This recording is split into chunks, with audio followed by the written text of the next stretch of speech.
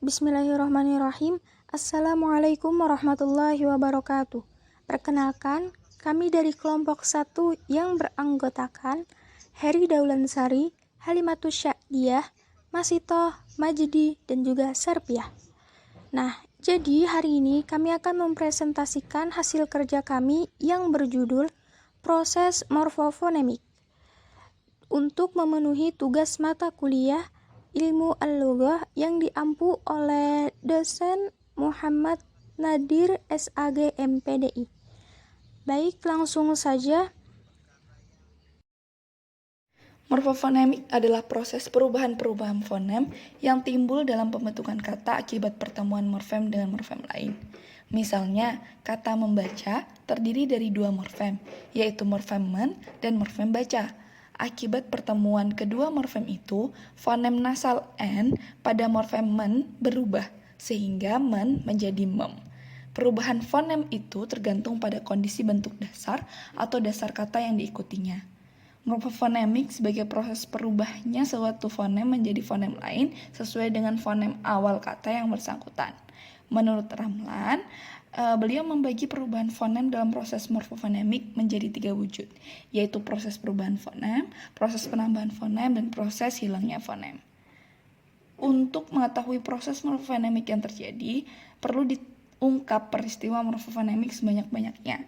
Dari peristiwa tersebut dapat dikelompokkan jenis morfofonemik berdasarkan kesamaan prosesnya. Simpulan tersebut kemudian dapat dijadikan kaidah pembentukan kata turunan yang benar. Jangan sampai menimbulkan kesalahan sampai pada tataran makna. Jika terjadi kesalahan pada tataran makna, hal itu akan mengganggu komunikasi yang berlangsung. Jika terjadi gangguan pada kegiatan komunikasi, maka hilang fungsi utama bahasa sebagai alat komunikasi. Mengacu pada pendapat para ahli bahasa di atas, peristiwa morfofonemik pada dasarnya adalah proses berubahnya sebuah fonem dalam pembentukan kata yang terjadi karena proses morfologis. Morfofonemik mengkaji tentang bunyi gabungan yang membentuk realisasi morfem dalam kombinasi morfem. Realitasinya menimbulkan variasi morfem. Perubahan bunyi yang terjadi ketika morfem terikat bergabung dengan morfem bebas mengikuti kaidah tertentu. Jadi, dalam morfologi terjadi 3 perubahan fonem, yaitu proses penambahan fonem dan proses penghilangan fonem serta proses penambahan. Baiklah, selanjutnya di sini saya akan menjelaskan tentang penggantian fonem. Interferensi fonologi dengan proses penggantian fonem terjadi dalam 2 jenis, yaitu penggantian fonem vokal dan konsonan. Yang pertama yaitu penggantian fonem vokal. Penggantian fonem vokal hanya terjadi dalam satu jenis, yaitu vokal A yang diganti dengan vokal E. Contohnya pada kata anta yang saat percakapan itu berlangsung, saat pengucapannya berganti menjadi kata ente, yaitu perubahan vokal A menjadi vokal E. Dan salah satu penyebab yang menjadikan penggantian fonem A dengan fonem E adalah karena struktur kalimat yang mengikuti pola Jawa. Dan untuk yang kedua yaitu penggantian fonem konsonan. Penggantian fonem konsonan terjadi dalam 6 fonem penggantian. Pertama, penggantian fonem A dengan fonem A. Contohnya pada kata astair berubah menjadi berganti menjadi astair. Dan contohnya lagi sa'ah berganti menjadi sa'ah. Penggantian fonem konsonan yang kedua yaitu penggantian huruf H menjadi huruf H.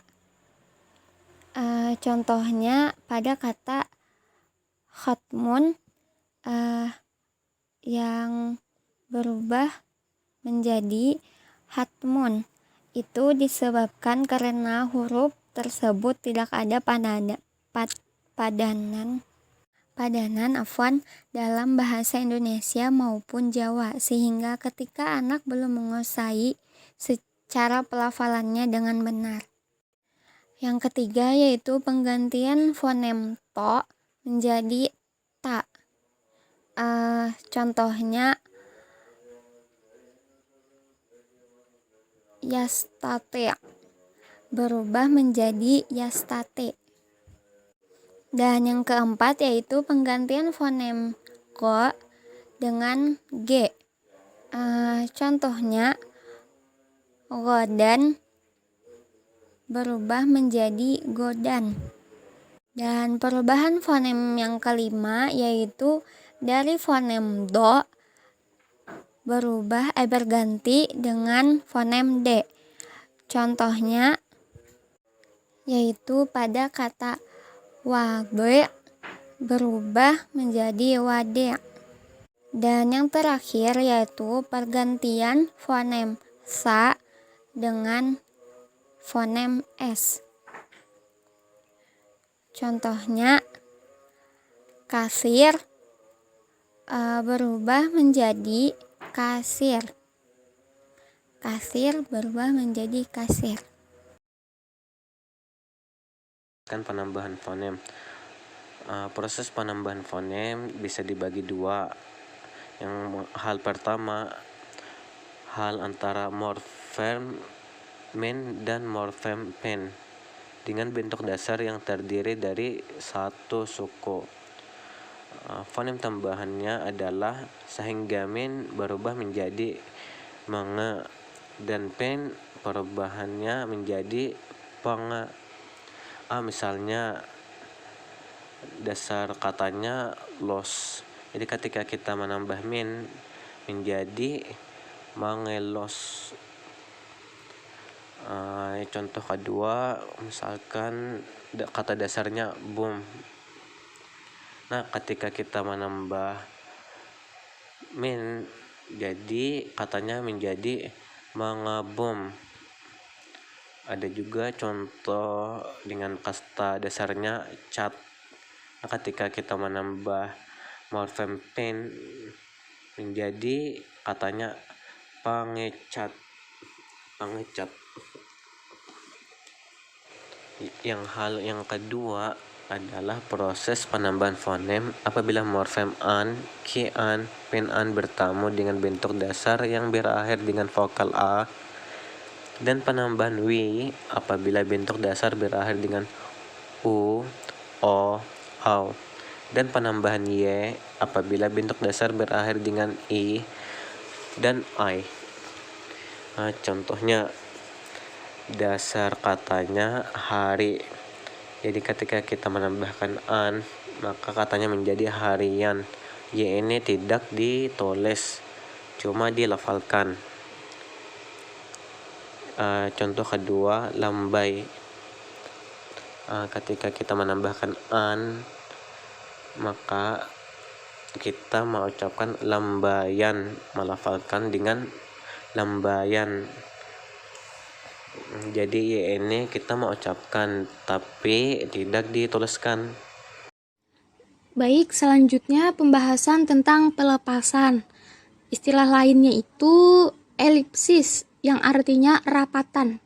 Nah, pelepasan ini merupakan sebuah proses penghilangan fonem atau lenyapnya sebuah fonem dalam peristiwa pembentukan kata. Peristiwa pelepasan fonem ini terjadi pada saat adanya kata yang mengalami prefikasi atau terjadi akibat pertemuan antara morfem dengan morfem lain gitu. Nah, adapun pelepasan ini terbagi menjadi 3. Yang pertama, pelepasan fonem K, P, S, dan juga T. Proses pelepasan fonem K, P, S, dan juga T merupakan suatu peristiwa di mana hilangnya fonem-fonem tersebut, fonem-fonem K, P, S, dan juga T tadi, dalam proses pembentukan kata atau proses afikasi. Dalam bahasa Indonesia sering disebut proses morfologi bahasa. Nah, berikut contohnya. Contoh proses pelepasan atau kata yang sudah mengalami proses pelepasan dalam pembuatan sebuah kata. Yang pertama, morfem men bertemu dengan kata dasar yang diawali dengan fonem K ditambah dengan sufiks I. Yang asal katanya menkunjungi menjadi mengunjungi. Contoh kedua sama. Terus contoh ketiga, morfem pen bertemu dengan kata dasar yang berfonem P dan ditambahkan an. Yang asal katanya pandangan menjadi pemandangan. Nomor 4 sama dengan nomor 3. Yang nomor 5, morfem men bertemu dengan kata dasar sleep yang berfonem S ditambahkan kan di belakangnya. Yang asal katanya menselipkan menjadi menyelipkan. Nomor 6 sama dengan nomor 5. Kemudian contoh nomor 7, morfem men bertemu dengan kata dasar tengadah yang memiliki fonem T, sehingga yang asalnya mentengadah menjadi menengadah. Dan contoh terakhir sama seperti contoh sebelumnya. Selanjutnya adalah proses pelepasan fonem N pada morfem men dan pen. Proses pelepasan fonem juga terjadi apabila fonem N bertemu dengan kata dasar yang diawali dengan fonem L, R, Y, W, dan N. Misalnya kata pewarna, dari dasar kata pewarna adalah W. Jadi contoh lainnya ada perasa, dari kata dasar rasa yaitu fonem R, penalar dari kata dasar nalar yaitu fonem N, dan pelestarian dari kata lestari yaitu fonem L. Selanjutnya adalah proses pelepasan fonem juga terjadi pada morfem-morfem ber, per, dan ter. Apabila bertemu dengan kata dasar yang diawali dengan fonem R, proses pelepasan fonem juga terjadi dan kata suk pertamanya berakhiran dengan R. Misalnya kata berebut, dari kata dasar rebut itu ada fonem R. Contoh juga berenang, dari kata dasar renang. Nah, ini fonemnya adalah R juga.